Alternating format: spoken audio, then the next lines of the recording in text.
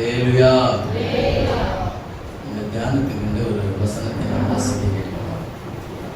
ரூத்தின் சரித்திரன் புஸ்தகம் 3ஆம் அதிகாரம் 18ஆம் வசனத்தை நாம் வாசிக்க கேட்கலாம். ரூத் சரித்திர புஸ்தகம் 3ஆம் அதிகாரம் 18ஆம் வசனத்தை நாம் வாசிக்க கேட்கலாம். அப்பொழுது அவள் என் மகளே இந்த காரியம் என்னமாய் முடியும் என்று நீ அறியும் மட்டும் பொறுத்திரு. அந்த மனுஷன் இந்த காரியத்தை முடிக்கும் முன் இளைப்பாற மாட்டான் என்றார். போதுமானது. இந்த காரியம் மனுஷனுடைய வாழ்க்கையில பல காரியங்கள் நிறைந்திருக்கிறது என்று நாம் பார்க்க முடிகிறது. பூலோகத்தில் வாழ்ந்து கொண்டிருக்கிற எந்த மனுஷனாய் இருந்தாலும் சரி, அவன் வாழ்க்கையில என்னவா காணப்படுகிறது? ஏதாவது ஒரு காரியம் காணப்படுகிறது. காரியம் இல்லாத மனுஷனை பூலோகத்திலே நாம் பார்க்கவே முடியாது. ஏதாவது ஒரு காரியத்துக்காக நாம் இந்த இடத்துல வந்திருக்கலாம். ஏதாவது ஒரு நன்மை உண்டாகும் என்று சொல்லி எதிர்பார்த்து ஒரு காரியத்துக்காகவே நாம் தேவ சபையில நாம் வந்திருக்கலாம். ஏதாவது ஒரு காரியத்துக்காக நாம் எதிர்பார்த்து கொண்டிருக்கலாம். அருமையான தேவஜனமே, இங்க நாம் பார்க்கிறோம், ரூத் ஒரு மோவாபியன் பெண்ணாய் காணப்படுகிறாள். அவள் ஒரு புறஜாதியாய் ஒரு ஸ்திரியாய் காணப்படுகிறாள். ஆனால் அவளுக்கு ஒரு பாக்கியம் உண்டாயிற்று. என்னவென்றால், ஒரு இஸ்ரவேல் புருஷனை விவாகம் செய்யும்படியாக ஒரு ஸ்லாக்கியம் அவளுக்கு கிடைத்தது. அவளுடைய வாழ்க்கை ஆரம்ப காலத்திலே நன்றாக இருந்தது. அவளுக்கு ஒரு நம்பிக்கை இருந்தது. என்னுடைய வாழ்க்கை சந்தோஷமா இருக்கும், என்னுடைய வாழ்க்கை சமாதானமா இருக்கும், என்னுடைய வாழ்க்கை நிம்மதியா இருக்கும், என்னுடைய வாழ்க்கை ஆரோக்கியமா இருக்கும் என்று சொல்லி அவள் வாழ்க்கையை தொடங்கினாள் என்று சொல்லி நாம் பார்க்க முடிகிறது. அவளுடைய வைத்த நம்பிக்கை ஒரு அசைக்க முடியாத ஒரு நம்பிக்கை. அவள் வைத்த நம்பிக்கை அது பெரிய உயர்வான ஒரு நம்பிக்கை இருந்தது. ஆனால் சூழ்நிலை மாறினது. அவள் வாழ்க்கையிலே சில தீமையான சக்திகள் அவள் வாழ்க்கையிலே குடும்பத்திலே தாக்க ஆரம்பித்தது. அந்த தீமையான சக்தி தாக்கினபடினால அவள் வாழ்க்கையில என்னாயிற்று? எலும்புகள் காணப்பட்டது. ரூத்துடைய மாமனார் அவர் இறந்து போனார். சில நாட்களுக்கு பிற்பாடு கணவனுடைய சகோதரன் அவரும் இறந்து போனார். சில நாட்களுக்கு பிற்பாடு அவள் நம்பிக்கொண்டிருந்த அவர் கணவனும் இறந்து போனார். சிறு பிராயத்திலே, சிறு வயதிலே எல்லாவற்றையும் இழந்து தவித்து கலங்கிக் கொண்டு தடமாடிக்கொண்டு வாழ்ந்து கொண்டிருந்த பெண் தான் ரூத். அருமையான தேவஜனமே, இன்னைக்கு நம்முடைய வாழ்க்கையில கூட சிறு வயதிலே, சிறு பிரயாத்திலே எல்லாவற்றையும் இழந்தவனமாக, சந்தோஷத்தை இழந்தவனமாக, நிம்மதியை இழந்தவனமாக, குடும்பத்தை இழந்தவனமாக, சரீர சுகத்தை இழந்தவனமாய் தடமாடிக்கொண்டு நாம் வாழ்ந்து கொண்டிருக்கலாம். அப்படிப்பட்ட நேரத்தில் நீங்க வந்து கொண்டிருக்கலாம், என் காரியம் என்னவாய் முடியும் என்று சொல்லி. ஹல்லேலூயா, ஹல்லேலூயா. இப்படிப்பட்ட எதிர்பார்ப்போடு காரியத்தோடு நீங்க வந்திருக்கலாம் இந்த இடத்துல. ஐயோ, என் வாழ்க்கையில் இப்படி காரியம் இருக்கிறது, அது எப்படியா முடியும் என்று சொல்லி நீங்கள் ஒரு எதிர்பார்ப்போடு வந்திருக்கலாம்.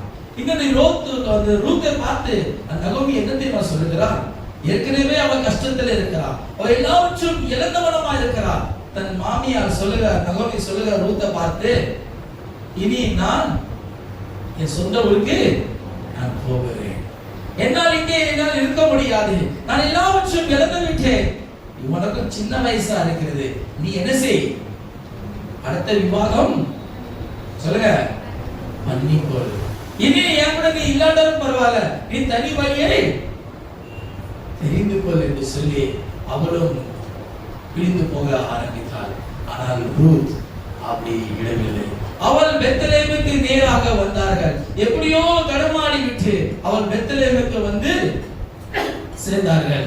அருமையான தேவஜனமே, தேவன் வாழ்க்கையை மாற்ற ஆரம்பித்தார். பெத்லெஹேமுக்கு தேவன் அவர்களை கொண்டு வந்தார். பெத்லெஹேமுக்கு வந்து அவள் வாழ்க்கையை, மாமியார் கூட வாழ்க்கையை ஆரம்பம் செய்ய ஆரம்பித்தாள். அவள் செய்த காரியம் என்ன? அவள் எப்படி தன் வாழ்க்கையை வாழ்ந்து கொண்டிருந்தான்னு சொன்னால், அவள் தெருவாய் அங்க கதிர்களை பொறுக்கி கொண்டு அவள் தன் வாழ்க்கையை வாழ்ந்து கொண்டிருந்தாள். தன்னுடைய ஜீவியத்தை அவள் ஓட்டிக் கொண்டிருந்தாள். சின்ன வயதுதான் விதவை மாறிவிட்டாள். வாழ்க்கையில கஷ்டங்கள், நம்பியிருந்த நம்பிக்கை போய்விட்டது. ஆனால் கதிர் பொறுக்க ஆரம்பித்தாள். எப்படியாவது நான் ஒழித்துக் கொள்ளணுமே, என் ஜீவனம் பண்ணணுமே என்று சொல்லி அவள் அங்கேயும் இங்கேயும் அந்த வயல்ல இந்த வயல்ல என்று சொல்லி கதிர்களை பொறுக்கினாள். பொறுக்கிக் கொண்டிருக்கிற நேரத்திலே மாமியார் அருமையான ஒரு ஆலோசனை ரூத்துக்கு சொல்லுகிறதா காணப்படுகிறது. 3ஆம் அதிகாரம் 3ஆம் வசனத்தை வாசிக்கலாம். அவள் என்ன சொல்லுகிறார் வாசிங்க. ரூத் 3:3. நீ குளித்து எண்ணெய் பூசி உன் வஸ்திரங்களை உடுத்திக்கொண்டு அந்த களத்துக்கு போ. போதுமானது. மாமியார் சொல்லுகிற ஒரு மருமகளுக்கு சொல்லுகிற ஒரு வார்த்தை, நீ குளித்து எண்ணெய் பூசி வஸ்திரங்களை உடுத்திக் கொண்டு களத்துக்கு போ. போதுமானது. பாருங்க, அவள் இந்த காரியத்தை செய்த பிற்பாடுதான் அவள் வாழ்க்கையை மாற ஆரம்பித்தது. ரூத்துடைய வாழ்க்கையை மாறதுக்கு காரணம் என்ன? மாமியார் சொன்ன காரியத்தை அவள் கீழ்ப்படிந்து செஞ்சதனால தான் அவள் வாழ்க்கையிலே கர்த்தர் அற்புதத்தையும் வாழ்க்கையிலே சந்தோஷத்தை கர்த்தர் தர ஆரம்பித்தார். அவள் குளித்தாள், எண்ணெய் பூசினாள், வஸ்திரத்தை உடுத்தினாள். நாம எல்லாரும் குளித்திருக்கிறோம் தான். நம்ம எல்லாரும் ஞானஸ்தானம் எடுத்திருக்கிறோம் அல்லவா? எண்ணெய் என்று சொன்னால் அபிஷேகம். கர்த்தர் நம்மை அபிஷேகித்திருக்கிறார்.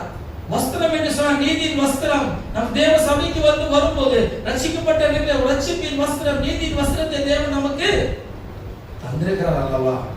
இப்படிப்பட்ட அனுபவங்கள் இருக்கிற நாம், ஆனால் நமக்கு என்ன இருக்கிறது? நம்முடைய காரியம் என்னமாய் முடியும்?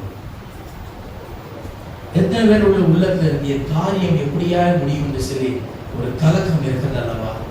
என் காரியத்தை யார் பார்ப்பாய்? என் காரியம் இது நாளைக்கு எப்படி முடியும் என்று சொல்லி ஒரு கலக்கத்தோடும் ஒரு துக்கத்தோடும் நீங்க இந்த இடத்துல வந்திருக்கலாம். அருமையான சகோதரனே சகோதரியே, கர்த்தர் உன் கலக்கத்தையும் ஏக்கத்தையும் கர்த்தர் பார்த்து கொண்டிருக்கிறார். உன் காரியத்தை கர்த்தர் ஜெயமாய் மாற்ற விரும்புகிறார். அல்லேலூயா, அல்லேலூயா. ஆனால் நாம் என்ன செய்கிறோம் தெரியுமா? அந்த காரியத்தை சரியாக நாம் பார்ப்பதே கிடையாது. அந்த காரியத்தை என்ன செய்கிறோமா?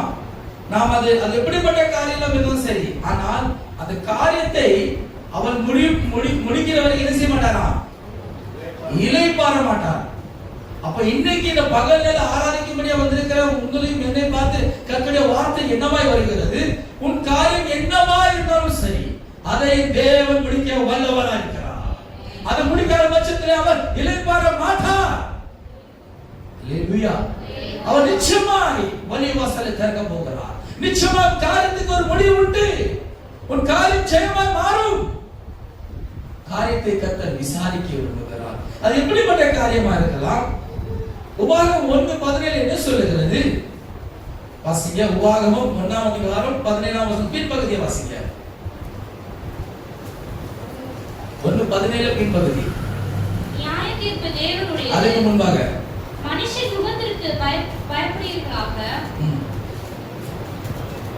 நியாயத்திலே முகதாட்சியம் பாராமல் பெரியவனுக்கு செவி கொடுப்பது போல சிறியவனுக்கு செவி கொடுக்க கடவீர்கள்.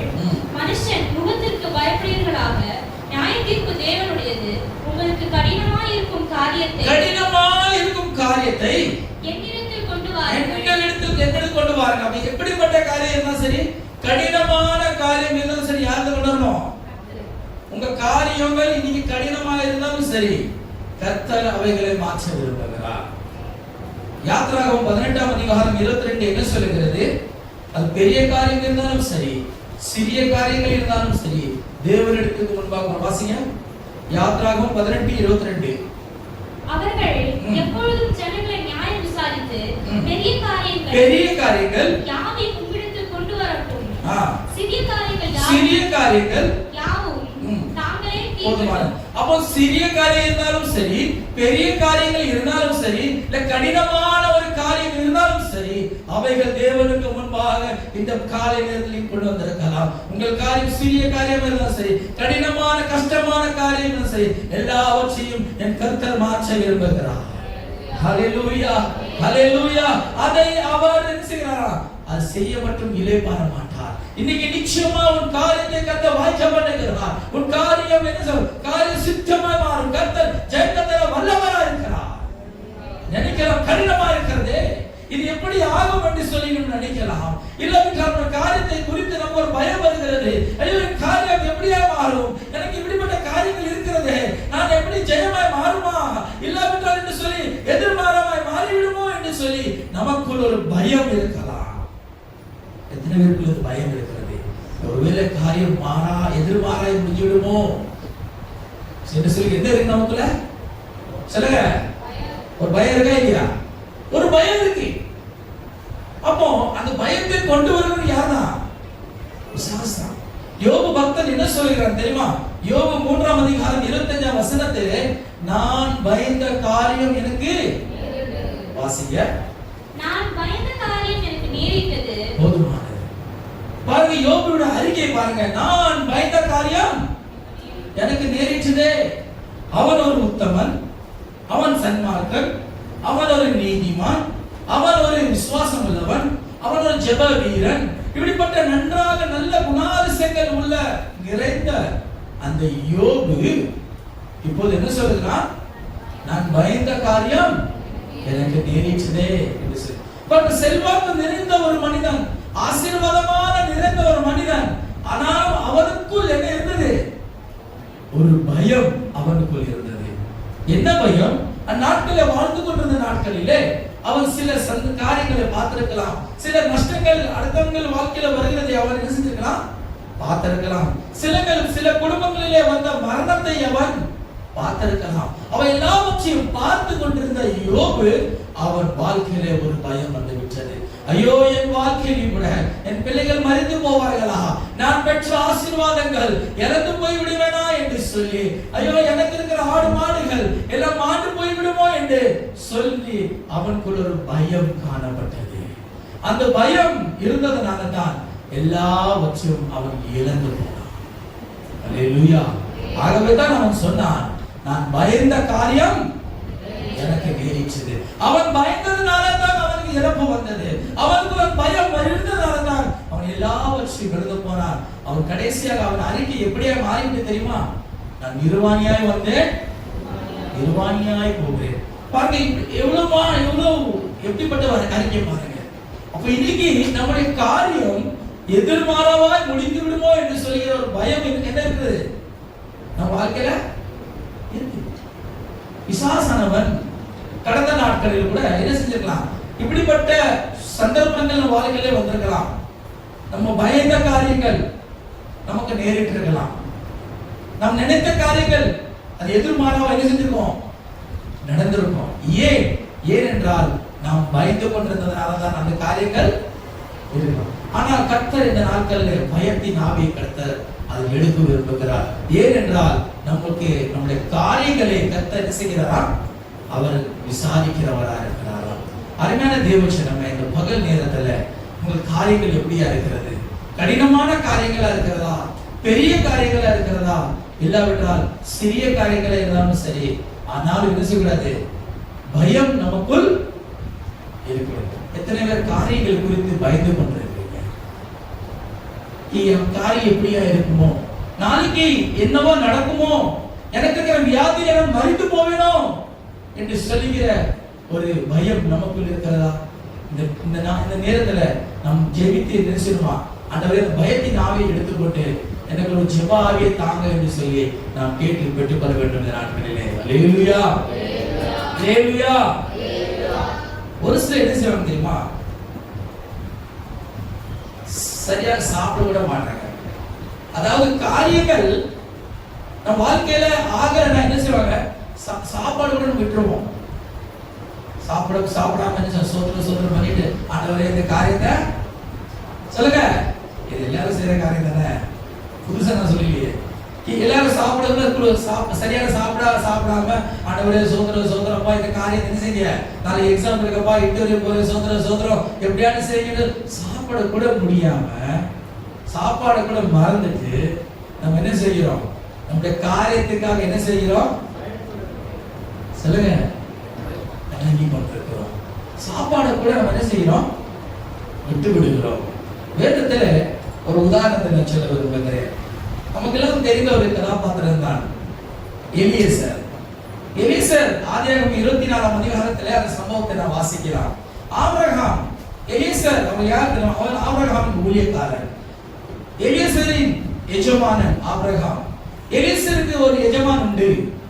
அவனுக்கு ஒரு எஜமானுக்கு ஒரு மகன் உண்டு. ஆனா ஆபிரகாம் என்ன செய்கிறான்? எலியேசரை பார்த்து ஒரு நாள் சொல்லுகிறான், என் மகனுக்கு என்ன செய்யணுமா? ஒரு பெண் பார்க்க வேண்டும் என்று சொல்லி எலியேசருக்கு சொன்னாராம். அப்ப எலியேசர் அவன் என்ன செய்கிறானா?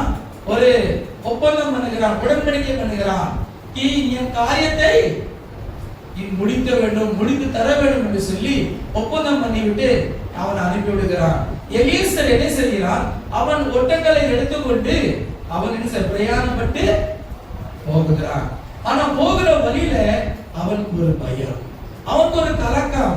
ஐயோ, இந்த காரியம் ஜெயமா மாறணுமே, இந்த காரியத்தை கர்த்தர் வெற்றிகரமா முடித்து தரணுமே என்று சொல்லி அவனுக்குள்ளே ஒரு கலக்கம், ஒரு பயம். இது எப்படி முடியும்? நான் அந்நிய தேசத்துக்கு போகிறேனே, யாருமே எனக்கு பழக்கம் இல்லையே, நான் யாருமே அறியாத இருக்கிறேனே, நான் எங்க போய் யாரை விசாரிப்பது என்று சொல்லி ஒரு கலக்கம் அவனுக்கு இருக்கிறது. அவன் ரோட்ல நின்று வழி அருகே நின்று கொண்டு அவனை தேவனை நோக்கி அவன் ஜெபிக்கிறான். என்ன தெரியுமா சுவாமி, என் எஜமானுக்காக நான் ஆணையிட்டு வந்துட்டேன், அவனுக்காக எஜமானின் மகனுக்கு ஒரு அருமையான மகள் வேண்டும் என்று சொல்லி அவன் நின்று என்ன செய்கிறான்? அவன் ஜெபிக்கிறான். காரியத்தை ஜெயமாய் மாற்றி தரும் என்று சொல்லி அவன் ஜெபித்து விட்டு அவன் கடந்து போகிறான். கடந்து போகிற வேளையிலே அவனுக்கு ஒரு பெண் கிடைக்கிறது. இதுதான் பெண் என்று சொல்லி எல்லாவற்றையும் சரியாக செய்து கொண்டு விட்டு கடைசி எங்க போயிட்டாங்க? இந்த பெண் வீட்டுக்கு சொல்லுங்க போயிட்டாங்க.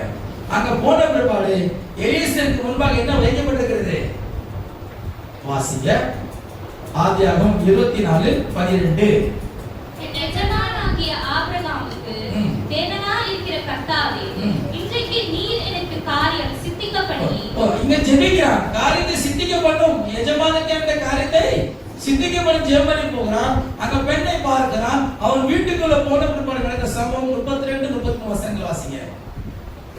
அப்பொழுது அந்த மனுஷன் வீட்டுக்கு போனான். லாபான் ஒட்டகங்களை கட்டவிழ்த்து ஒட்டகங்களுக்கு வைக்கோலும் தீவனமும் போட்டு அவனும் அவனோட வந்தவர்களும் தங்கள் கால்களை கழுவிக்கொள்ள தண்ணீர் கொடுத்தான். பின்பு அவனுக்கு முன்பாக போஜனம் வைக்கப்பட்டது. அப்பொழுது அவன் நான் வந்த காரியத்தை சொல்லும் முன்னே புசிக்க மாட்டேன். போதுமானது. என்ன செய்ய மாட்டேன்? சாப்பிட மாட்டேன். காரியம் ஜெயமாய் மாறாவிட்டால் நான் சாப்பிட மாட்டேன். காரியம் ஜெயமாய் மாற வேண்டும், அது வரைக்கும் நான் என்ன செய்ய மாட்டேன். அப்படிதான் நம்ம வாழ்க்கை இருக்கு. சோத்திரம் பண்றோம், அன்றைய காரியம் முடிவு வரைக்கும் என்ன செய்வேன்? சாப்பிட மாட்டேன். சாப்பிட வேண்டாம் என்று சொல்லி நாம் இருக்கிறோம். இப்படிப்பட்ட எத்தனை ஒரு வாழ்க்கையில் இருக்கிறது. அநேக பெற்றோர்கள் வாழ்க்கையில் தன்னுடைய பிள்ளைகள் குறித்தான திருமண காரியத்தை குறித்தான கவலைகள், பாரங்கள், தூக்கம் இல்லை, கவலைகள் இருக்கிறது, கண்ணீர் இருக்கிறது. எப்பொழுது திருமணமாகும் என்று சொல்லி ஒரு கலக்கம், ஏக்கங்கள், பாரங்கள் நிறைந்த வாழ்க்கை. இந்த காரியம் எப்பொழுது ஆகும் என்று சொல்லுகிற ஒரு ஏக்கம் இருக்கலாம். சாப்பிடாமல் காணப்படுகிறோம். இல்லாவிட்டால் சாப்பிட்டு கொண்டிருக்கிற நேரத்திலே ஒருவேளை ஏக்கங்கள், அப்படிப்பட்ட துக்கங்கள், காரியங்கள் ஞாபகத்துக்கு வந்துவிட்டால் எத்தனை விஷயங்கள் நாம் அப்படியே இழந்து விட்டு நாம் கை கழுவி போயிருக்கிறோம். அருமையான தேவஜனமே, சரியாக நிம்மதியாக சாப்பிட முடியாமல் அவனுக்குள்ள கலக்கங்கள், அவனுக்குள்ள பயங்கள் நம்மளை வதிக்கிறது. ஆனால் கர்த்தர் நம்முடைய காரியத்தை மாற்ற விரும்புகிறார். ஹல்லேலூயா, ஹல்லேலூயா. கர்த்தர் நம்ம காரியத்தை மாற்ற விரும்புகிறார். எலியேசர் ஜெபம் பண்ணினார், கர்த்தர் காரியத்தை வாக்கியம் பண்ணினார். கர்த்தர் காரியத்தை ஜெயமாய் மாற்றினார். கர்த்தர் நமக்காக பேசுவார். நாம் கவலைப்படக்கூடாது. எதை குறித்து என்ன செய்யக்கூடாது? கலக்கக்கூடாது. இந்த காரியம் இருக்குன்னு சொல்லி இருந்தா சாப்பிடாம இருக்கிறாதீங்க. சாப்பிட்டு அதை சாப்பாடு பேராதீங்க. கர்த்தர் மேல் காரியத்தை வைத்திருக்கிறார். ஏனென்றால் அவர் நம்மை விசாரிக்கிறவராய் இருக்கிறபடியால் அவர் என்ன செய்யணுமா? எல்லாவற்றையும் வைத்து விட. பாருங்க, தேவன் நம்ம காரியத்தை ஜெயமாய் மாற்றும்படியாக, கவனமாக கேட்டாதான் புரியும், தேவன் நம்முடைய காரியத்தை ஜெயமாய் முடிக்கும்படியாக 3 வழிகளை தருகிறார். முதலாவதாக, மனிதன் மூலமாக ஏதாவது ஒரு மனிதனை அனுப்பி கர்த்தர் என்ன செய்கிறாரா? நம்முடைய காரியத்தை வாக்கியம் பண்ணுகிறார். இரண்டாவது, தேவ தூதர்களை அனுப்பி தேவன் என்ன செய்கிறார்? காரியத்தை வாக்கியம் பண்ணுகிறார். ஒருவேளை மனிதனாலும் முடியாவிட்டாலும், தேவ தூதராலும் முடியாவிட்டாலும், தேவனை பார்த்து இறங்கி வந்து நம் காரியத்தை வாக்கியம் பண்ணுகிறார். ஹல்லேலூயா! தேவனே இறங்கி வந்து உங்களுக்காகவும் எனக்காகவும் காரியத்தை ஜெயமாய் மாற்ற அவர் வல்லவராக இருக்கிறார். ஏனென்றால் யோசேப்புடைய வாழ்க்கையை நாம் பார்ப்போம் என்று சொன்னால், ராஜா மனிதனை அனுப்பி யோசேப்பு என்ன செஞ்சான்? விடுவிக்க செய்தான். பேதுரு சிறைச்சாலையில் இருக்கும்போது தேவ தூதனை அனுப்பி அவனை விடுதலை செய்தார் என்று சொல்லி பார்க்கிறேன். அருமையான தேவஜனமே, நம்முடைய காரியங்கள் எப்படிப்பட்ட காரியங்கள் இருந்தாலும் சரி, தேவன் இன்னைக்கு வாசலை திறக்க விரும்புகிறார். எத்தனை பேர் விசுவாசிக்கிறீங்க? என் வாழ்க்கையில கர்த்தர் காரியத்தை மாற்ற விரும்புகிறார். ஐயோ, நான் கலக்கத்தோடு வந்திருக்கிறேனே, என் காரியங்கள் எப்படியா மாறும் என்று சொல்லி நான் பயத்தோடு இருக்கிறேன் என்று சொல்லி நீ கலக்கத்தோடு வந்திருக்கலாம், அங்கலாய்ப்பு கொண்டு வந்திருக்கலாம். யார் என் காரியத்தை சால்வ் பண்ணுவா என்று சொல்லி ஒரு அங்கலாய்ப்பு எதிர்பார்ப்பு வந்திருக்கலாம். அருமையான தேவஜனமே, நாம் ஆராதிக்கிற தேவன் ஜீவனுள்ள தேவனா இருக்கிறார். அவர் அங்கலாய்ப்பு சத்தத்தை கேட்டுக்கொண்டு இருக்கிறார். ஹல்லேலூயா! நான் அறியேன், எனக்கு தெரியாது, நானும் முகத்தை பார்க்கிறேன். ஆனால் தேவன் வந்திருக்கிற ஒவ்வொருடைய இருதயத்தை ஆராய்ந்து பார்க்கிற கர்த்தர் இருக்கிறபடியால் தான் இந்த வார்த்தை உன்னோடு பேசிக் கொண்டிருக்கிறார். ஹல்லேலூயா! ஹல்லேலூயா! பாருங்க, 2 ராஜாக்களின் புத்தகத்திலே ஒரு சம்பவம் இருக்கிறது. 4ஆம் அதிகாரத்துல எலிசாவை குறித்து ஒரு சம்பவம் இருக்கிறது. அவன் என்ன செய்கிறானா? ஒரு கிராமத்துக்கு போகிறான். அங்க வழக்கமாய் போய் கொண்டிருக்கிற நேரத்திலே ஒரு ஸ்திரீ அவளை பார்க்கிறார். பார்த்து கூப்பிட்டு அவளுக்கு ஆகாரத்தை கொடுக்கிறார், போஜனத்தை கொடுக்கிறார். இது வழக்கமாய் நடக்கிற ஒரு சம்பவமாய் இருக்கிறது. வாசிக்க கேட்கலாம். 2 ராஜாக்கள் 4ஆம் அதிகாரம் 8ஆம் வசனத்தை வாசிங்க. பின்பு ஒரு நாள் எலிசா சுனேமுக்கு போயிருக்கும்போது அங்கே இருந்த கனப்பெருந்திய ஒரு ஸ்திரீ அவனை போஜனம் பண்ண வருந்தி கூப்பிடுகிறார். அப்படி அவன் பயணப்பட்டு வருகிற போதெல்லாம், எப்பெல்லாம் அங்க வருகிறாரோ, பயணப்பட்டு எலிசா தீர்க்கதரிசி வருகிறாரோ, வருகிற போதெல்லாம் போஜனம் பண்ணும்படி அங்கே வந்து தங்குவான். அவள் தன் புருஷனை நோக்கி, பாருங்க, அவங்க எப்பெல்லாம் அந்த வழியா கிராமத்து வழியா சுன்னேம் அந்த கிராமத்துக்கு வழியா வரும்போது அந்த பெண் அந்த எலிசா தீர்க்கதரிசியை பார்த்து என்ன செய்கிறார்? போஜனம் கொடுக்கிறார். போஜனம் கொடுத்துட்டு அந்த தங்குகிறான். இது நீண்ட நாட்களாய் நடந்து கொண்டிருக்கிறது. அப்படிப்பட்ட நாட்களை அவன் தன் புருஷன் சொல்லுகிறான், இதோ நம்மிடத்தில் எப்பொழுதும் வந்து போகிற தேவனுடைய மனுஷனாகிய இவர் பரிசுத்தவான் என்று காண்கிறேன். நாம் ஒரு சிறிய அறை வீட்டை கட்டி, மேல் வீட்டில் சிறிய அறையை கட்டி, அதில் அவருக்கு ஒரு கட்டளை நாற்காலியை வைத்து விடுவோம். அவர் எப்பொழுதெல்லாம் அங்க வருகிறாரோ அந்த மேல் வீட்டிலே அவர் என்ன செய்வாரா? தங்கலாம் என்று சொல்லி தன் புருஷனை கேட்டு அவர் பர்மிஷன் கேட்டுக்கொண்டு அவள் இந்த காரியத்தை செய்து கொண்டிருக்கிறார். எலிசா அங்க வழக்கமாக வருகிற ஒரு காரியம் தான். எலிசாக்கு அந்த ஸ்திரீ போஜனம் கொடுக்கிற வழக்கமான காரியங்கள். ஆனா இப்படிப்பட்ட நேரத்திலே இருக்கிற நேரத்திலே அவன் தன் ஊழியக்காரன் வேலைக்காரன் கேயாசை பார்த்து கூப்பிடுகிறார். நாம் எப்பொழுதுமே இங்க இருக்கிறோமே, நன்றாக போஜனம் தருகிறாரே, நமக்கு ஆகாரம் தருகிறாரே, இவருக்கு ஏதாவது ஒரு காரியம் நாம் செய்ய வேண்டுமே என்று சொல்லி 13ஆம் வசனத்தை வாசிக்கலாம். அவன் கேயாசியை பார்த்து, இதோ இப்படிப்பட்ட சகல சனகரணையோடும் எங்களை விசாரித்து வருகிறாயே, உனக்கு நான் என்ன செய்ய வேண்டும்? என்ன செய்ய வேண்டும்? ராஜாவினிடத்திலாவது சேனாதிபதியிடத்திலாவது உனக்காக நான் பேச வேண்டிய காரியம் உண்டோ? போதுமானது. ஏதாவது காரியம் இருக்கிறதா? நான் ராஜாவிடத்தில் உனக்காக பேசட்டுமா? உனக்காக நான் யார்கிட்ட பேச வேண்டும் என்று சொல்லி எலிசா கேட்கிறான். என்ன காரியம் இருக்கிறது சொல்லு, நான் உனக்காக ராஜாவிடத்தில் பேசுகிறேன் என்று சொல்லி சொல்ல. அருமையான தேவஜனமே, உனக்கு எப்படிப்பட்ட காரியங்கள் இருந்தாலும் சரி, ராஜாவாக இயேசு கிறிஸ்துவிடத்தில் பேசும்படியாக ஒருத்தர் உண்டு உனக்காக.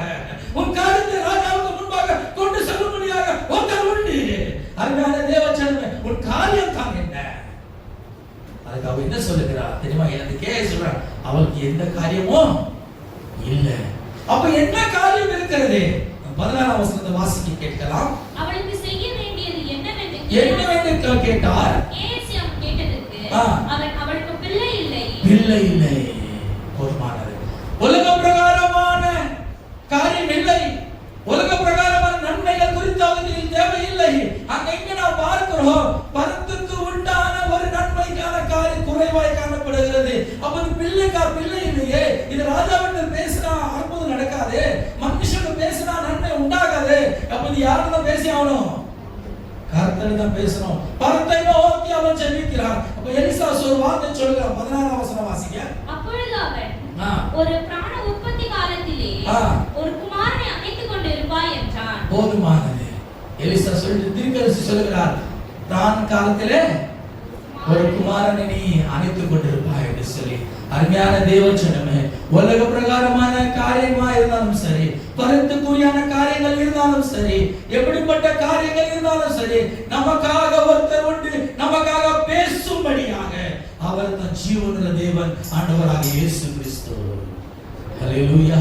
நாம் ஆராதிக்கிற இயேசு நமக்காக பிதாவிடத்தில் பரிந்து பேசுகிறார், நமக்காக பிதாவிடத்தில் பேசுகிறார். என் மகளுக்கு என்ன தேவை, அவளுக்கு காரியம் என்னவா இருக்கிறது, உலக பிரகாரமான அரசாங்கத்தில் பேசும்படியாகவும், உலக பிரகாரம் நம் நண்பர்களுக்கு பேசும்படியாகவும் நமக்கு ஒருத்தர் உண்டு, நம் தேவனாகிய கர்த்தர், அவர் இயேசு.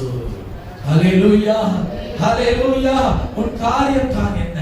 அவர் சொல்லுகிற பிள்ளை இல்லை என்று சொல்லி அங்க அவருக்கு ஆசீர்வாதத்தை அவர் கூறி கடந்து செல்கிறார். அருமையான தேவஜனமே, யோவான் சுவிசேஷம் 3ஆம் அதிகாரம் 12ஆம் வசனம் என்ன சொல்லுகிறது? அங்க இரண்டு விதமான காரியங்களை குறித்து சொல்லப்பட்டிருக்கிறது. வாசிங்க. பூமிக்கு உண்டான காரியங்களும் பூமி கடந்த காரியங்களை நான் உங்களுக்கு சொல்லியும் நீங்கள் விசுவாசிக்கவில்லையே. பரம காரியங்களை உங்களுக்கு சொல்வேனானால், உலக பிரகாரமான காரியமும் இருக்கிறது, பரம காரியமும் பரலோகத்துக்குரிய காரியமும் இருக்கிறது, உலக பிரகாரமான காரியமும் இருக்கிறது. இன்னைக்கு உங்களுக்கு என்ன காரியம் இருக்கிறது? உலகத்துக்கான காரியங்கள் தேவையோடு வந்திருக்கீங்களா? எல்லாவற்றால் பரலோகத்திற்குரிய காரியத்தை தேவையோடு வந்திருக்கிறீங்களா? எப்படிப்பட்ட காரியம் இருந்தாலும் சரி, எப்படிப்பட்ட காரியங்கள் எதிர்பார்த்து நீங்க வந்திருந்தாலும் சரி, அதை என் தேவன் நிறைவேற்ற வல்லவராக இருக்கிறார். ஹல்லேலூயா, ஹல்லேலூயா. நாம் என்ன செய்யணும் தெரியுமா? நாம் அந்த காரியத்தை சொல்ல வேண்டுமா? என்ன செய்யணுமா? யாரோட சொல்றது? ஆண்டவர் சொல்றதா? சொல்றது சொல்ல வேண்டும். என்ன செய்யணுமா? சொல்லணும். இந்த காரியத்தை சொல்லாத பட்சத்தில் எனக்கு தெரியுமா என்ன காரியம் சொல்லி? பாஸ்டருக்கு ஒரு காரியம் நான் அவரை சொன்னதானே தெரியும், எனக்கு ஒரு காரியம் சொல்லணும். அப்ப நம்ம எங்க சொல்றது, யார்கிட்ட சொல்றது என்று வேதத்தில் ஒரு உதாரணத்தை சொன்னா அது உங்களுக்கு நல்லா இருக்கும். பாருங்க, தானியேலின் புஸ்தகம் 2ஆம் அதிகாரத்தில் ஒரு சம்பவம் எழுதப்பட்டிருக்கிறது. நேபுகாத்நேச்சார் என்ன செய்கிறார்? ஒரு கட்டளையை போடுகிறார். என்ன கட்டளை என்று சொன்னால், ராஜா ஒரு சொப்பனத்தை காண்கிறான். ராஜா அந்த சொப்பனத்தை பார்த்த உடனே அவனுக்குள்ள இருதயம் கலங்க ஆரம்பித்தது, அவனுக்குள் இருதயம் பயமெடுக்க ஆரம்பித்தது. அவன் என்ன செய்யலாம் என்று சொல்லி ஒரு கட்டளை போடுகிறான். அவன் எல்லாவற்றையும் கூப்பிடுகிறான், குறி சொல்லுகிறவனை கூப்பிடுகிறான், ஜோஷியக்காரரை கூப்பிடுகிறான், எல்லாவற்றையும் கூப்பிட்டு கொண்டு சொல்லுகிறான், நான் பார்த்த சொப்பனத்தை நீங்கள் சொல்ல வேண்டும் என்று சொல்லி சொல்லுகிறான். பாருங்க, சொப்பனம் சொன்ன அர்த்தத்தை சொல்லிடலாம். ஆனா சொப்பனத்தை சொல்லாம சொப்பனத்தை யாரு சொன்னா எவ்வளவு கடினமான ஒரு காரியம் பாருங்க. நான் பார்த்த சொப்பனத்தை பாஸ்டர் சொல்ல முடியுமா? முடியாது. அப்போ ராஜா சொல்றான், நான் பார்த்த சொப்பனத்தை என்ன செய்யணும்? நீங்க சொல்லுங்க. வாசிங்க 2ஆம் அதிகாரம் 5ஆம் வசனம். ராஜா கல்தேயருக்கு பிரதியுத்தரமாக, என்னிடத்திலிருந்து பிறக்கிற தீர்மானம் என்னவென்றால், நீங்கள் சொப்பனத்தையும் அதன் அர்த்தத்தையும் எனக்கு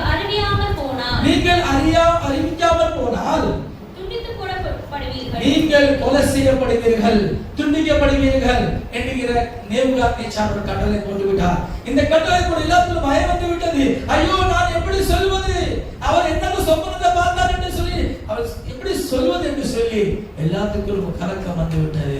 எல்லாம் கலங்கி கொண்டிருக்கிற நேரத்திலே ஒரு வாலிபன் வருகிறான். ஏன்னா அவனுக்கும் அதே நிலைமை தான். சொப்பனத்தை சொல்லாவிட்டா என்ன ஆகும்? அவனும் மாண்டு போவான். அவன் ராஜாக்கு முன்பாக கடந்து போகிறான். அவன் என்ன செய்கிறான் தெரியுமா? அந்த வாலிபன் தான் தானியேல். அவன் என்ன சொல்ற ராஜாக்கு முன்பாக 16ஆம் வசனத்தை வாசிக்க கேட்போம். தானியேல் ராஜாவினிடத்தில் போய் சொப்பனத்தின் அர்த்தத்தை ராஜாவுக்கு காண்பிக்கும்படி தனக்கு தவணைகள் தரும்படியாக கேட்டுக்கொண்டான். என்ன செய்கிறான்? அவன் கேட்கிறான், ஆண்டவரே ராஜாவே, எனக்கு ஒரு சமயம் தாங்க, ஒரு நைட் தாங்க எனக்கு. நான் அந்த சொப்பனத்துக்கு என்ன செய்வேன், என்னத்தை காண்பு பார்த்திருக்கேன்னு சொல்லி நான் சொல்லுவேன். ஆனா எனக்கு கொஞ்சம் டைம் தாங்க. அவன் சமயத்தை கேட்டுக்கொண்டு 17ஆம் வசனம் சொல்லுகிறது, அவன் வீட்டுக்கு கடந்து போனான். அவன் நண்பரிடத்தில் சொல்லுகிறான், சாத்ராக் மேஷாக் ஆபேத்நேகோ, அவன் 3 நண்பரிடத்தில் சொல்லுகிறான், ஐயோ ராஜாவின் கட்டளை எப்படியா இருக்கிறது, நான் சமயத்தை கேட்டு வந்திருக்கிறேனே, என்ன செய்வது என்று சொல்லி தன் நண்பர்களிடத்தில் அவன் சொன்ன போது அவர்கள் என்ன செய்தார்களாம்? 18ஆம் வசனத்தை வாசிக்க கேட்கலாம். அனனியா மிஷாவேல் 18ஆம் வசனம். அனனியா மிஷாவேல் அசரியா என்னும் தன்னுடைய தோழருக்கு இந்த காரியத்தை அறிவித்தான். பின்பு ராக்காலத்திலே தரிசனத்திலே தானியேலுக்கு மறைபொருள் வெளிப்பட்டது. போதுமானது.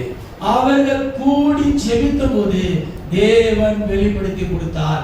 காரியத்தை கர்த்தர் மாற்றி கொடுத்தார். காரியத்தை வெளிப்படுத்தி கொடுத்தார். இப்படி ஆயிடுச்சு தேவனிடத்தில் சொன்னதுனால. யாரோட சொன்ன நம்முடைய காரியத்தை சொல்லுங்க, தேவனிடத்தில் சொன்னோம். தேவனிடத்தில் சொல்லாத பட்சத்திலே தானியேல் தேவனோடு சொன்னதுனால தான் அவன் என்ன சொப்பனத்தை பார்த்தான்னு சொல்லி அவன் சொல்லிவிட்டான். அவன் பிராணம் தப்பிக்கப்பட்டது. அருமையான தேவச்சனமே, உங்களுடைய காரியங்கள் எப்படியா இருந்தாலும் சரி, அது யார்கிட்ட சொல்லும்? தேவனிடத்தில். உங்களோட மனுஷனுக்கு சொல்லி அழுதுமா, என் காரியம் இப்படி இருக்குது, என் காரியம் இப்படி இருக்குது, என்ன செய்வதுன்னு சொல்லி நோ சொல்லாதீங்க. வேதத்திலே ஒரு பெண் இருக்கிற, அவ பேர் அண்ணா. அண்ணா பிள்ளைகள் இல்லை. சக்கலத்தின் மூலமாக வேதனைகள், கஷ்டங்கள், துன்பங்கள் பல குத்தி பேசிக் கொண்டிருக்கிறார். ஆனால் வார்த்தை கேட்டு என்ன செய்கிறார்? அழுது கொள்கிறார், வேதனைப்படுகிறார். ஆனா என்ன செய்கிறார்? புருஷன் வரும்படியை எதிர்பார்க்கிறார். புருஷன் வந்தவுடனே புருஷன் சொல்லுகிறார், அவள் இப்படி பேசி விட்டாளே, அவள் இப்படி சொல்லி விட்டாளே என்று சொல்லி. அப்ப அவன் சொல்லுகிறான், ஆச்சுகிறான், அவன் தேற்றுகிறான், நீ நன்றாக சாப்பிட்டா என்று சொல்லி விசாரிக்கிறான். ஆனாலும் அங்க என்ன நடக்கவில்லை? அற்புதம் நடக்கவில்லை. அவர்கள் புருஷனுக்கு காரியத்தை சொல்லிக் கொண்டே இருந்தார். அற்புதம் நடக்கவில்லை. தேவ சமூகத்தை மறந்து போனால், புருஷனை நாடி போனால், தேவ சமூகத்தை விட்டு உலக பிரகாரம் அவரிடத்தில் போய் நம்முடைய காரியத்தை சொல்லுவோம் என்று சொன்னார், அவன் நம்மை தூஷிப்பான், அவன் நம்மை நிந்திப்பான். அருமையான தேவஜனமே, காரியத்தை தேவனுக்கு முன்பாக என்னைக்கு அண்ணா வைத்தாலோ தேவன் அண்ணாவை காண்டார். அண்ணாவை கர்த்தர் பார்த்து ஒரு குழந்தையை கர்த்தர் கட்டளையிட்டார். ஹல்லேலூயா. அண்ணாவின் ஜெபத்தின் சத்தத்தை கர்த்தர் கேட்டார் என்பதில் சந்தேகம் இல்லை. ஏனென்றால் காரியத்தை அவன் தேவனுக்கு முன்பாக வைத்தார். இந்த பகல் நேரத்தில் எத்தனை பேர் காரியத்தை தேவனுக்கு முன்பாக வைக்க விரும்புகிறீங்க? தேவனுக்கு முன்பாக வைத்தால்தான் தேவனை நோக்கி நாம் செபிக்கும் போது, கர்த்தரை நோக்கி நாம் முறையிடும் போது கர்த்தர் என்ன செய்கிறார்? நம்முடைய காரியத்தை வாய்க்க பண்ணுகிறார். பாருங்க, அண்ணா எப்போது தேவனிடத்தில் வைத்தாரோ அப்பொழுது என்ன செய்த காரியம் வாய்க்க முடிந்தது. அப்பொழுதுதான் காரியம் அவருக்கு ஜெயமாய் முடிந்தது. ஏனென்றால் நாம் ஆராதிக்கிற தேவன் அவர் பெரிய தேவனார். ஹல்லேலூயா. அப்ப அவர் பெரிய தேவனா இருந்தால் அப்ப அவருடைய வல்லமை எப்படி இருக்குது? சொல்லுங்க, பெரிய வல்லமை இருக்குது. எத்தனை பேர் நம்புறீங்க இந்த காலை நேரத்துல? அவர் வல்லமை பயங்கரமான ஒரு வல்லமை. அவர் வல்லமை பெரிதான ஒரு வல்லமை இருக்கிறது. அந்த வல்லமை நாம் என்னைக்கு புரிந்து கொள்கிறோமோ, கர்த்தருடைய வல்லமை என்னது என்று சொல்லி நாம் என்னைக்கு அறிந்து கொள்கிறோமோ, அன்னைக்கு நம்முடைய காரியம் ஜெயமாய் மாறும். ஹல்லேலூயா, ஹல்லேலூயா. நாம் என்னைக்கு இந்த வேதத்தை எடுத்து இந்த மார்க்கத்திலே வந்தோமோ, அன்னைக்கே நமக்கு தெரிந்திருக்கணும், நான் ஏற்றுக்கொண்டிருக்கிற தேவன், நான் ஏற்றுக்கொண்டிருக்கிற ஆண்டவராக இயேசு கிறிஸ்து அவர் எப்படிப்பட்டவர் என்று சொல்லுகிற ஒரு நம்பிக்கை நமக்கு வேணும். ஹல்லேலூயா. அவருடைய நம்பிக்கை, அவருடைய வல்லமை நமக்கு தெரியாவிட்டால் நாம் இன்னுமே சிறுசியாது ஒண்ணுமே நம்ம எதிர்பார்க்க முடியாது. கர்த்தருடைய வல்லமை நாம் தெரிந்து கொண்டாதான் நாம் என்ன செய்வோம்? அவர்களுக்கு நாம் என்ன செய்வோம்? சொல்ல முடியும். அப்படிதானே? தேவனால் கூடாத காரியம் ஒன்றும் இல்லை என்று சொல்கிற நம்பிக்கை என்று விசுவாசம் நமக்கு இருந்தாதான் நம்முடைய காரியம் ஜெயமாய் மாறும். ஹல்லேலூயா, ஹல்லேலூயா. பாருங்க, ஒரு சில வசனங்களை சொல்ல விரும்புறேன். நம்முடைய கர்த்தர் அவர் எப்படிப்பட்ட காரியங்கள் செய்கிறவர்? ஏன்னா வல்லமை நமக்கு தெரிந்திருக்கணும் அல்லவா? இந்த வல்லமை தெரிஞ்சிருந்தாலும் நமக்கு செயல்பட முடியும். வாசிக்கும் முதலாவதாக 1 சாமுவேல் 12:24. சீக்கிரமா வாசிங்க. 1 சாமுவேல் 12:24. நீங்கள் எப்படியோ கர்த்தருக்கு பயந்து உங்கள் முழு இதயத்தோடு உண்மையாய் அவரை சேவிக்க கடவீர்கள். அவர் உங்களிடத்தில் எவ்வளவு மகிமையான காரியங்களை செய்தார் என்பதை போதுமானது. முதலாவதாக கர்த்தர் எப்படிப்பட்ட காரியங்கள் செய்கிறார்? மகிமையான காரியங்கள் செய்கிறவர் என்று சொல்லி, அந்த மகிமையான காரியங்கள் செய்ய முடியும் என்று சொல்லி நான் நம்பினாதான், கர்த்தர் மகிமையான காரியங்கள் செய்ய அவர் செய்வார் என்று விசுவாசித்தால்தான் நம்முடைய வாழ்க்கையில கர்த்தர் மகிமையான காரியத்தை கர்த்தர் செய்ய முடியும். ஹல்லேலூயா. ஏனென்றால் அவர் மகிமையான காரியங்கள் செய்கிறவராக இருக்கிறார். சங்கீதம் 126:3 என்ன சொல்லுகிறது? அவர் பெரிய காரியங்களை செய்கிறவராக இருக்கிறார். வாசிங்க. கர்த்தர் நமக்கு பெரிய காரியங்களை செய்தார். போதுமா? பெரிய காரியம் பாருங்க, மகிமையான காரியங்கள் செய்ய வல்லவராக இருக்கிறார். அது மாத்திரம் இல்லாமல் அவர் எப்படி காரியம் செய்கிறாரா? பெரிய பெரிய காரியம் செய்து கொண்டிருக்கிறார். இன்னைக்கு நாம் பார்க்கும்போது கர்த்தர் பெரிய பெரிய அற்புதங்களை செய்து கொண்டிருக்கிறார். பெரிய பெரிய காரியங்கள் செய்து கொண்டிருக்கிறார். அநேக இடத்துல சாட்சிகளை காதாக கேட்டுக் கொண்டிருக்கிறோம். ஏன்? நம்முடைய கர்த்தர் பெரியவராக இருக்கிறார். அவர் பெரிய காரியங்களை செய்கிறவராக இருக்கிறார். உன் வாழ்க்கையில காரியங்கள் எப்படியா இருக்கிறது? சிறிய காரியங்களா இருக்கிறதா? சில பெரிய காரியங்கள் இருக்கிறதா? என் தேவன் பெரிய காரியங்களை செய்ய வல்லவராக இருக்கிறார். ஹல்லேலூயா. அது மாத்திரம் இல்லாமல் அந்த காரியத்தை மகிமையாய் செய்ய வல்லவராக இருக்கிறார். நீதிமொழிகள் 8ஆம் அதிகாரம் 6ஆம் வசனம் என்ன சொல்கிறது? அவர் நீதி உள்ள காரியத்தை செய்கிற. வாசிங்க. நீதிமொழிகள் 8:6. கேளுங்கள், ஞானமான காரியங்களை பேசுவேன். என் உதடுகள் உத்தம காரியங்களை வசனிக்கும். வாசிங்க. என் உதடுகள் உத்தம காரியங்களை வசனிக்கும். உத்தம ஆரம்ப வாசிங்க. ஸ்டார்டிங்ல இருந்து. கேளுங்கள், மேன்மையான காரியங்களை பேசுவேன். என் உதடுகள் உத்தம காரியம், righteous thing, உத்தமமான காரியங்களை தேவன் செய்கிறாரா? அவர் செய்கிற வல்லவராக இருக்கிறார். யோபு 37:5 என்ன சொல்கிறது? வாசிங்க. யோபு 37:5. தேவன் தம்முடைய சத்தத்தை ஆச்சரியமாய் குமுற பண்ணினார். தேவன் தம்முடைய சத்தத்தை 37:5. நான் கிரகிக்க முடியாத பெரிய காரியங்களை, போதுமா? நாம் கிரகிக்க முடியாத பெரிய காரியம் செய்யும். அதாவது நம்மளுக்கு அப்பாற்பட்ட, கிரகிக்க முடியாது, ஜீரணமாகாத ஒரு காரியத்தை தேவன் செய்ய வல்லவராக இருக்கிறார். இது எப்படி ஆயிற்று என்று சொல்லும் தன்மையை காட்டுகிறது. கிரகிக்க முடியாது. நாம எங்கேயோ வாழ்ந்து கொண்டிருந்தோம். ஆனா கர்த்தர் நம்மை ரட்சித்து இங்கே என்ன செஞ்சிருக்காரு? கொண்டு வந்திருக்கிறார். இந்த காரியத்தை நம்ம யோசித்து பார்த்தா அது கிரகிக்க முடியாது. அப்படிதானே? அது கிரகிக்க முடியாது. எங்கேயோ நாம் வாழ்ந்து கொண்டிருந்தோம். ஏதோ குப்பையில வாழ்ந்து கொண்டிருந்தோம். ஏதோ நாம் ஒளியான சேர்ச்சில வாழ்ந்து கொண்டிருந்தோம். ஆனா தேவன் நம்ம அன்பின் கயிற்றினால் இழுத்து நம்மை கிருபையா ரட்சித்து இந்த சேவ சபையில வைத்திருக்கிறார். அதை யோசித்து பார்த்தா அது கிரகிக்கவே முடியாது. ஏனென்றால் நம் தேவன் செய்கிற காரியம் அது கிரகிக்க முடியாததாய் காணப்படுகிறது. அல்லேலூயா. அவர் அப்படிப்பட்ட பெரிய காரியங்கள் செய்கிறவர்கள். யோபு 5ஆம் அதிகாரம் 9ஆம் வசனம் என்ன சொல்கிறது? வாசிங்க. ஆராய்ந்து முடியாத பெரிய காரியங்கள் செய்ய. வாசிங்க. யோபு 5:9.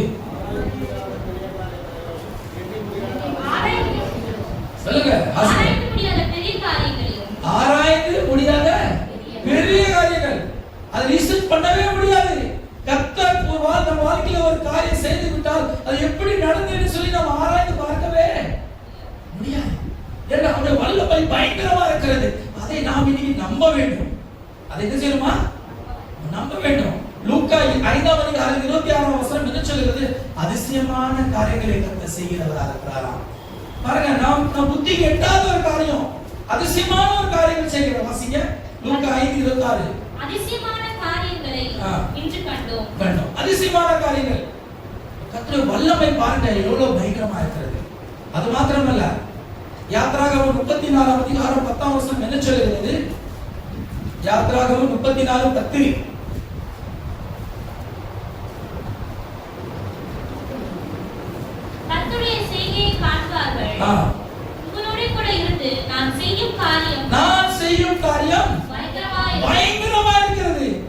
பாருங்க, கர்த்தர் பயங்கரமான காரியங்களை செய்வாரா. அப்ப இன்னைக்கு உங்களுக்கு காரியம் தான் என்ன? மகிமையான காரியம் வேணுமா, இல்ல அதிசயமான காரியங்கள் வேணுமா, ஆராய்ந்து முடியாத ஒரு காரியமா இருக்கிறதா, நம்ம புத்திக்கு எட்டாத ஒரு காரியமா இருக்கிறதா, நீதி உள்ள காரியமா இருக்கிறதா? அது எப்படிப்பட்ட காரியமா இருந்தாலும் சரி, அது பயங்கரமான காரியம் சரி, தேவன் பயங்கரமான காரியத்தையும் செய்ய வல்லவராக இருக்கிறார். ஹalleluya, ஹalleluya. ஒருவேளை நீங்க நினைக்கலாம், இந்த எல்லா காரியம் இல்ல ஐயா, எனக்கு யாருமே இல்லையே, எனக்கு உதவி செய்ய ஒரு மனிதன் கூட இல்லையே, எல்லா வாசல் அடைக்கப்பட்டு விட்டது, இன்னும் நம்பிக்கையே இல்லையே வாழ்க்கையில, மீண்டும் நான் எழுதி பிரகாசிப்பேனா, மீண்டும் எனக்கு ஒரு விசுவாசம் வருமா, மீண்டும் எனக்கு ஒரு நம்பிக்கை வருமா, எல்லாரும் என்னை குத்தி குத்தி பேசுறாங்களே, வேதனை படுத்துறாங்களே, நான் இருக்கிற செத்து போகிறாமே என்று சொல்லி நான் கலங்குகிறேனே, அங்கலாய்ப்பு கூட வந்திருக்கலாம். கர்த்தர் உங்களை பார்த்து ஒரு வார்த்தை சொல்லுகிறார். வாசிங்க, ஏசாயா 43ஆம் அதிகாரம் 19ஆம் வசனத்தை வாசிக்க கேட்கலாம். ஏசாயா 43:19. இதோ நான் புதிய காரியத்தை செய்ய வல்லவராக இருக்கிறேன். ஹalleluya, ஹalleluya. அருமையான தேவஜனமே, கர்த்தரை ஆராதிக்கும்படியா வந்திருக்கிற என் தேவஜனமே, உங்களை பார்த்து கர்த்தர் சொல்லுகிறார், நான் ஒரு புதிய காரியத்தை செய்ய விரும்புகிறேன்.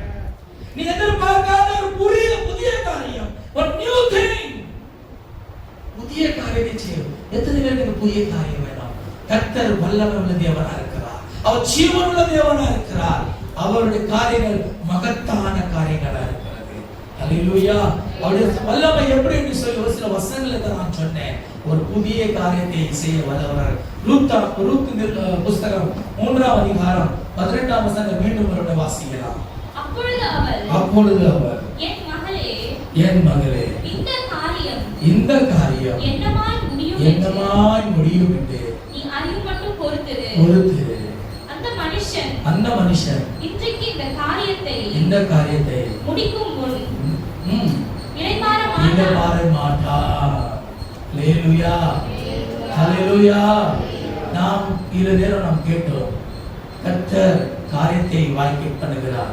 எப்படியெல்லாம் வாய்க்க பண்ணுகிறார், அவர் வாய்க்க பண்ணும்படியாக எப்படிப்பட்ட தேவனா இருக்கிறார் என்று சொல்லி நாம் முகவரை தான் நாம் இவ்வளவு நேரம் நாம் கேட்டோம். இப்பதான் பிரசங்கத்துக்கு போறோம். ஹalleluya. இவன் என்ன பேசுறேன், இன்ட்ரோடக்ஷன் தான் இது. இனிதான் இளைப்பாறுதல் எப்படி கிடைக்க போகுது, எப்படி செய்ய போறான்னு பேசணும். சமயம் முடிந்து விட்டது எனக்கு. ஹalleluya. ஆனா சுருக்கம் நான் சொல்லி முடிக்க விரும்புகிறேன். பாருங்க, இங்கே நாம் பார்க்கிறோம், இந்த வார்த்தை ரூத்துக்காக சொல்லப்பட்ட ஒரு வார்த்தை. ரூத்து ஒரு மனவாட்டியா இருக்கிறார், போவாஸ் ஒரு மனவாளனா இருக்கிறார். ரூத்து சபையை காட்டுகிறது, மனவாளன் அது ஆண்டவராக இயேசு கிறிஸ்துவை காட்டுகிறது. ஆண்டவராக இயேசு, மனவாளனாக இயேசு கிறிஸ்து நம்முடைய எல்லா காரியத்தை அவர் செய்யும் அளவுக்கு அவள் இளைப்பாறுதல் அடைய மாட்டார், அவர் சும்மா இருக்க மாட்டார். இன்னைக்கு எப்படி அந்த வசனம் என்ன சொல்லுது, இன்னைக்கு அப்படிதானே இருக்கு. வாசிங்க, அந்த மனுஷன் இன்னைக்கு அவர் செய்வார். உன் காரியம் எதை எதிர்பார்த்து கொண்டு வந்திருக்கிறாயோ அந்த காரியத்தை கர்த்தர் நாளைக்கு அல்ல, சொல்லுங்க, இன்றைக்கே விசாரிக்கிறவங்க அனுப்ப போகிறார். என்ன விசுவாசிக்கிறீங்க இந்த வார்த்தையை? ஹalleluya. கர்த்தர் நிச்சயமா உங்களை விசாரித்து தான் செய்கிறாரா, அனுப்ப போகிறவராக. உங்க காரியம் என்ன?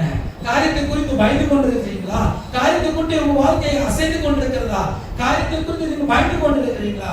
அருமையான தேவஜனமே, நியாயாதிபதி புஸ்தகம் 11ஆம் அதிகாரம் 11ஆம் வசனம் என்ன சொல்லுகிறது? அங்க யெப்தா என்கிற மனிதன் அவன் காரியத்தை தேவனுக்கு முன்பாக வைத்தான். வாசிங்க, நியாயாதிபதிகள் 11:11. அப்பொழுது யெப்தா கிளையாத்து மூப்பரோடே கூட போனான். ஜனங்கள் அவனை தங்கள் மேல் தலைவனும் சேனாதிபதியாக வைத்தார்கள். யெப்தா தன் காரியங்கள் எல்லாவற்றையும் மிஸ்பாவிலே தேவனுடைய சன்னதியிலே சொன்னான். அவன் ஜெபித்தான். ஆண்டவரே, காரியம் இப்படியா இருக்கிறது என்று சொல்லி அவன் மிஸ்பாவிலே, பெத்தேலிலே, தேவன் வீட்டிலே இந்த தேவ ஜனமே நான் சொல்ல வேண்டும்.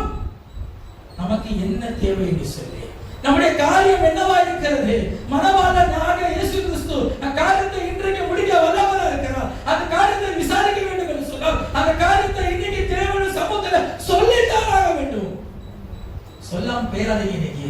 ஆராதனை முடிஞ்சு பேர் சொல்லி நினைக்காதீங்க. நீங்க சொல்லிட்டு போனீங்கன்னா கர்த்தர் கிரியை செய்ய வல்லவரா இருக்கிறார். ஹல்லேலூயா. இது உங்களுக்காக அனுப்பப்பட்ட ஒரு வார்த்தையா இருக்கிறது. உங்களை கர்த்தர் விசாரிக்கிறவரா இருக்கிறார். உங்கள் தேவைகளை கர்த்தர் என்ன செய்கிறார்? இன்னைக்கு நிறைவேற்ற வல்லவரா இருக்கிறார். உன் காரியத்தை தேவனுக்கு முன்பாக வைத்து விடு. எத்தா வைத்தான். ஏசாயா 38:14 என்ன சொல்லுகிறது? நம்முடைய காரியத்தின் நிலவரத்தை நாம் சொல்லணும். வாசிங்க.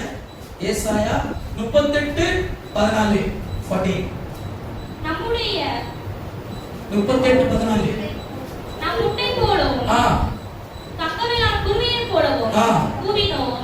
புறாவை போல புலம்பினேன். என் கண்கள் உயர பார்த்ததினால் பூத்து போயின. கர்த்தாவே என் காரியத்தை நீர் பார்த்துக் கொள்ளுங்க ஆண்டவரே. அவன் சொல்லுகிறான், அந்த நிலவரத்தை சொல்லுகிறான், அந்த காரியத்தின் சிச்சுவேஷன் சொல்லுகிறான், அந்த காரியத்தோட ஃபேக்டை சொல்லுகிறான்.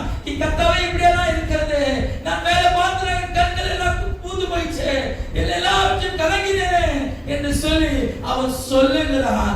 அவன் சூழ்நிலை அப்படியே சொல்லுகிறான். நம்ம சொல்லுகிறோமா? உனக்கு என்ன தேவை? காரியம் என்னவோ, காரியம் இப்படி இருக்கு இல்ல, காரியத்தை ஃபேக்டா சொல்ல, காரியத்தின் நிலவரத்தை உண்மையாக சொல்ல. தேவன் அதை நீ காண்கிறவரா இருக்கிறார். ஹல்லேலூயா. யோபு 17:3 என்ன சொல்லுகிறது? உத்தமன் என்ன சொல்லுகிறார்? வாசிங்க. யோபு 17:3.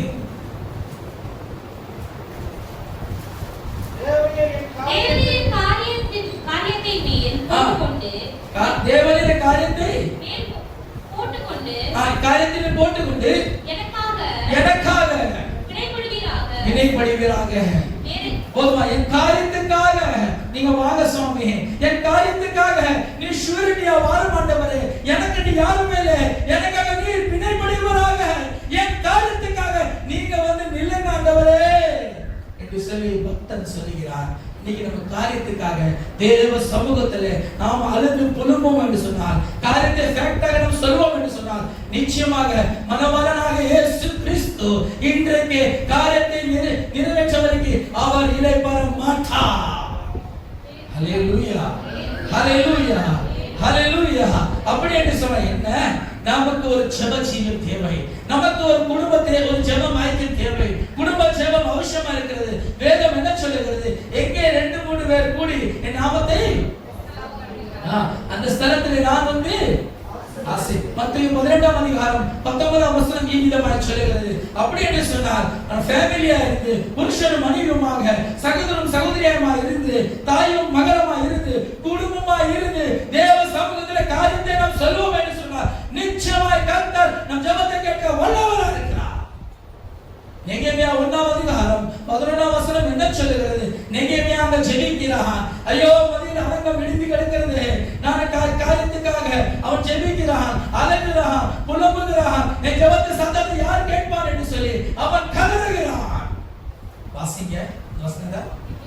நெகேமியா 1:11. ஆண்டவரே, உமது அடியானின் ஜெபத்தையும் உமது நாமத்துக்கு பயப்பட வேண்டும் என்று விரும்புகிற உமது அடியானின் ஜெபத்தையும் உமது செவிகள் கவனித்திருப்பதாக.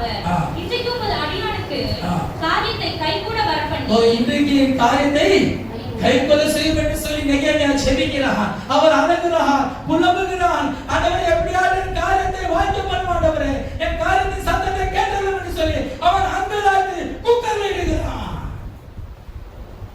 நாம் ஜெபிக்கிறோம். பல நாட்களாக நாம் எதிர்பார்த்து கொண்டிருக்கிறோம், பல நாட்களாக நாம் பதிலுக்காக காத்து கொண்டிருக்கிறோம். அவன் சொல்ல, இன்னைக்கே எனக்கு பதில் தாங்க ஆண்டவரே, இன்னைக்கே என் காரியத்துக்கு ஒரு பதில் தாங்க என்று சொல்லி அவன் ஜெபிக்கிறான். 2:4 என்ன சொல்லுகிறது? வாசிங்க. அப்பொழுது ராஜா என்னை பார்த்து, உடனே ராஜா அவனை கூப்பிட்டு, நீ கேட்கிற காரியம் என்ன? என்ன போதுமானது? உனக்கு என்ன காரியம் வேணும்?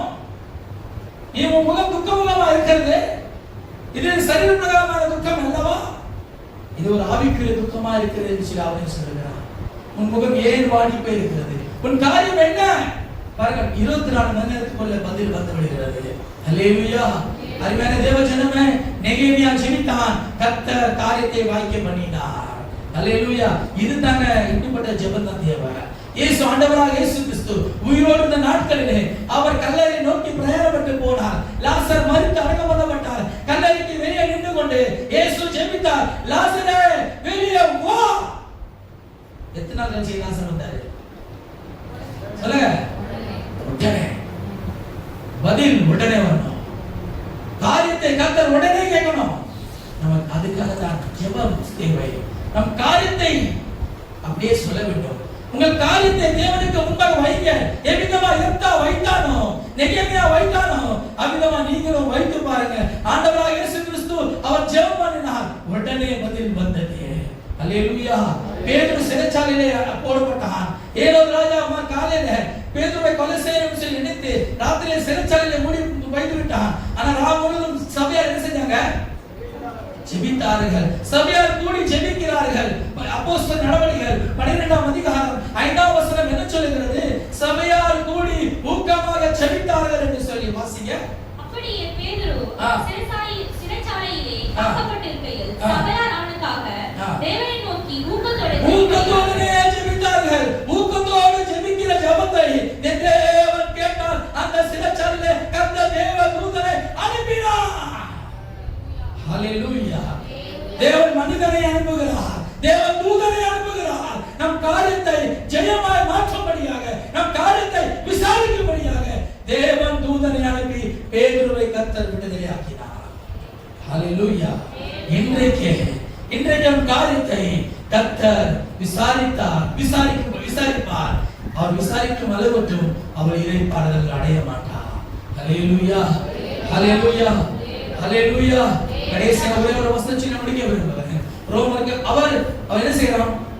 காரியத்தை அவர் எப்படி முடிக்கிறாராம்? நம்முடைய காரியத்தை கர்த்தர் எப்படி முடிப்பாராம்? ரோமருக்கு நிருபம் 9ஆம் அதிகாரம் 28ஆம் வசனத்தை வாசிக்க கேட்கலாம். அவர் நீதியோடு சீக்கிரமாய் தம்முடைய காரியத்தை நிறைவேற்றுவார். நீதியோடு சீக்கிரமாய் காரியத்தை கர்த்தர் நிறைவேற்ற வல்லவராக இருக்கிறார். மனிதன் அநீதி செய்து கொண்டிருக்கிறானா? அவன் உங்களோட அநியாயம் செய்து கொண்டிருக்கிறானா?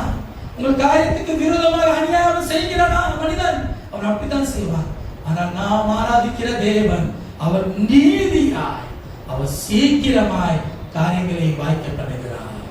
ஹalleluya, ஹalleluya. ஆகவே தான் நகோமி ரூத்தை பார்த்து சொன்னார், நீ காரியம் நிறைவேறும் அளவு நீ காத்திரு, நீ பொறுத்திரு. இன்னைக்கே அவர் காரியத்தை நிறைவேறும் அளவு அவர் இளைப்பாறுதல் அடைய மாட்டார். எத்தனை பேர் வாஞ்சிக்கிறீங்க ஆண்டவரே காரியம் நிறைவேற வேண்டும் சொல்லி சொல்றவங்க கண்கள் மூடி எழுந்திருக்கலாமா? கர்த்தர் இந்த பகல் நேரத்துல காரியங்களை கர்த்தர் வாய்க்க பண்ண வேண்டும். தேவ சமூகத்தில் எழுந்திருப்போம்.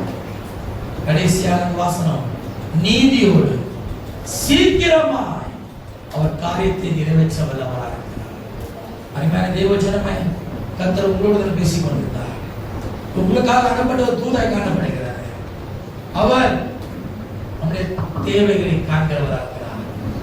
எவ்விதமாய் எப்தா தேவ சமூகத்துக்கு முன்பாக அவன் சொன்னான், நெகேமியா தேவனுக்கு முன்பாக சொன்னார், சபை ஊக்கமாய் ஜெபித்தது, கர்த்தர் காரியத்தை வாய்க்க பண்ணினார். ஹalleluya, ஹalleluya, ஹalleluya. என்ன காரியத்தோடு வந்திருக்கீங்க நான் அறியேன். உங்க காரியத்தை நீங்க அறிந்திருக்கீங்க. ஏதோ ஒரு காரியத்தோடு நீங்க வந்திருக்கிற தேவ சபையில அந்த காரியத்தை சொல்லி நீங்க கர்த்தரை நோக்கி பரலவா இருக்கிறதை கர்த்தரை ஸ்தோத்திரம் பண்ணுவோமா? கர்த்தர் நம்ம சத்தத்தை கேட்க விரும்புகிறார்.